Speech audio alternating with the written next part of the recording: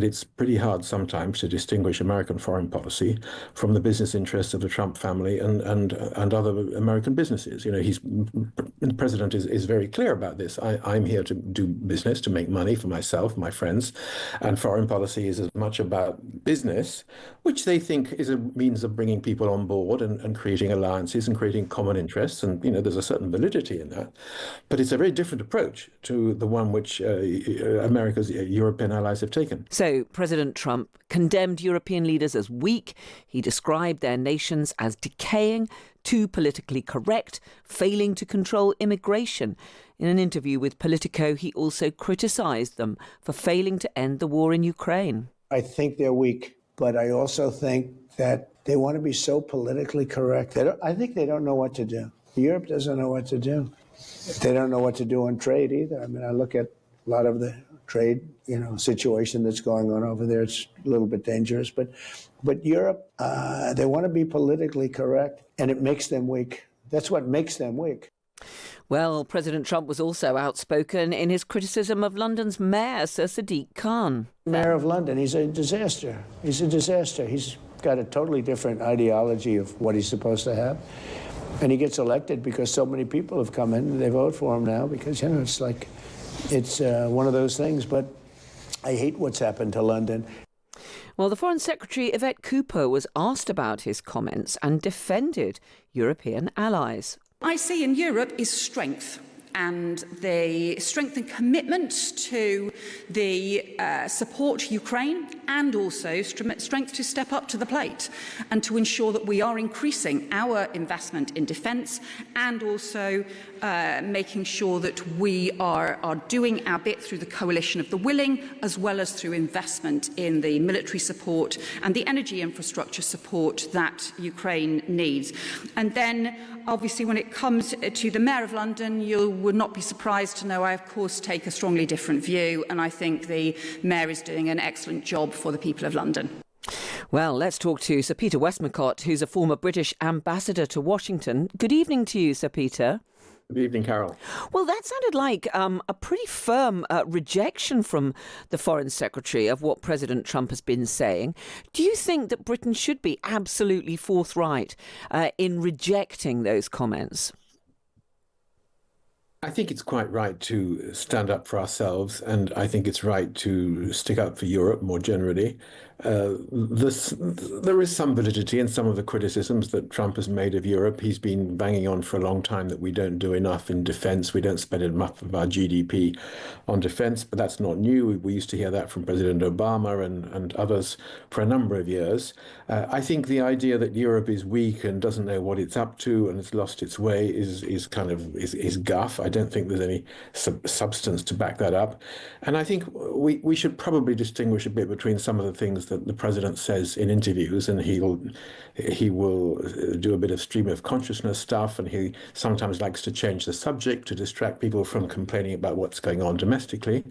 But if you put it together with the new national security strategy, Carol, which was being published just the last few days, I think it does add up to a pretty resounding critique of Europe, and it does show that America is not the reliable ally that it was. It also shows, and this is kind of more substantive perhaps, that it is increasingly aligned, I'm afraid, with Russia, with the Kremlin view on what to do about European security and what to do about Ukraine.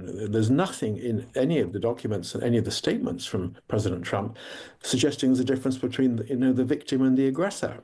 Well, I wanted to pick you up. I wanted to pick you up on those points there about what President Trump has said and that national security strategy from the United States, which was hugely critical, warning that Europe faced civilizational erasure because of the extent of immigration. You talked about that being quite significant. Do you think we are seeing a really significant shift, perhaps an end to the Western alliance that there's been involving Europe, the UK and the United States that has been such a powerful force for so long? I'm not sure who wrote the document, but it's been signed off by, presumably read by the president. It's not that long a document. And as you say, it talks about civilizational erasure, whatever that means. And it talks about cultivating resistance, which in the context of the document, I think means that they want to support some of the hard right political parties which are running against the current elected governments in a number of European countries to kind of deliver what you might call regime change in some of the Western liberal democracies. So there is a message there, definitely of a cultural difference, of a view that allies, alliances, and organizational alliances don't really matter. It's more about nationalism, conservatism, to some extent racism, rather than the values that we thought we'd all held dear and the leader of the free world we thought held dear. So does it mean that it's the end of the alliance? No, I don't think it means that, but it does mean we've got to work extremely hard on it. The tactics the British government has applied so far with Trump have been, I think, probably sensibly very discreet. That is to say, not calling him out in public where we disagree with what he's up to with Putin and other issues, and engaging privately. And there is some evidence, I think, the UK government's had quite an impact with a number of members of the administration, particularly on Ukraine, and trying to get them to see things a little bit differently. So do you think that the UK can really continue to approach these two very different allies in that way? I mean, we've had Sir Keir Starmer talking a great deal about warming up the relationship with the EU, the reset of the relationship post-Brexit. And at the same time, he has been trying desperately hard to strengthen the alliance with President Trump, of course over Ukraine, but also over the need to try and pin down that trade deal. But do you think if you've got President Trump speaking in this kind of language, it's time for the British Prime Minister to be a bit more robust in rejecting what President Trump is saying? Well, we saw the Foreign Secretary in that clip that you played, not quite rejecting what Trump is saying, but setting out, shall we say, a very different vision of what Europe is about and how the relationship stands. I think there may well come a time when the Prime Minister needs to, if you like, publicly distance himself from some of the things that Trump is doing and saying. I think on Ukraine, which is our biggest single security concern in Europe at the moment, it's been sensible to do that quietly and discreetly, because whatever we might wish to do, it'll be very hard for Europe to stand Ukraine up without American support against the aggression of Russia. So I think that does make a certain sense. But I think there's other things that we could do. I mean, for example, rather than be supplicants, rather than feel, oh dear, we've got to do everything not to offend the Americans because we need them, we do. But let's remind them of a lot of the things that the United Kingdom in particular does for American security interests, which are way beyond Europe's concerns. Look what we do at Diego Garcia, which is going to cost the British taxpayer quite a lot. Look what we do at Ascension Island. Look what we do in Cyprus. Look what we do in northern Scotland with early warning systems. Look what we do with helping assure the shipping lanes are free of Russian submarines in the North Atlantic. We do a lot of stuff that is about American security, not to speak of the Five Eyes relationship and the intelligence cooperation. And I think we need to be sometimes a little braver in reminding Donald Trump, perhaps of some of the things he doesn't know, of what Britain and other NATO allies, of course, are doing for America's interests. We're not all take, and we're not all ask. We are giving a lot too. And sometimes we've got to be a bit bolder, I think, in setting out our stall. Just briefly, if you could, Sir Peter, Ukraine is now about to present a new peace plan to Washington after President Zelensky said he couldn't possibly surrender the land to Russia, which President Putin has been demanding. Do you think that there is a way that can be found to persuade President Trump to accept the Ukrainian position backed by the Europeans, when at every stage of this, President Trump seems to have accepted what President Putin's saying?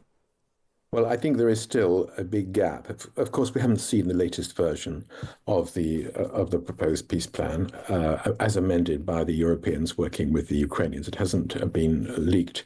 We saw the 28-point plan. And one of the problems we've got, Carol, is that it's pretty hard sometimes to distinguish American foreign policy from the business interests of the Trump family and other American businesses. The president is very clear about this. I'm here to do business, to make money for myself, my friends, and foreign policy is as much about business, which they think is a means of bringing people on board and creating alliances and creating common interests. And, there's a certain validity in that. But it's a very different approach to the one which America's European allies have taken. Now, I think the argument we have to continue to use, and probably more in private than public if it's going to have an impact, is to get across the point that this is not just about Europe's security, this is about America's security interests as well. And that if we give way to Trump, and Trump, by the way, give way to Putin, if Putin will only stop when he is stopped, if you like. There's got to be something which you stand up to the playground bully. And we've got to make them understand that simply giving way or allowing ourselves to be played by Putin is not just inimical to Europe's security interests. It's actually not at all in America's interests either. Sir Peter, a tough line, but we've got to keep going. Sir Peter Westmacott, former UK ambassador to Washington. Great to speak to you. Thank you so much for joining us. You're welcome. Good night.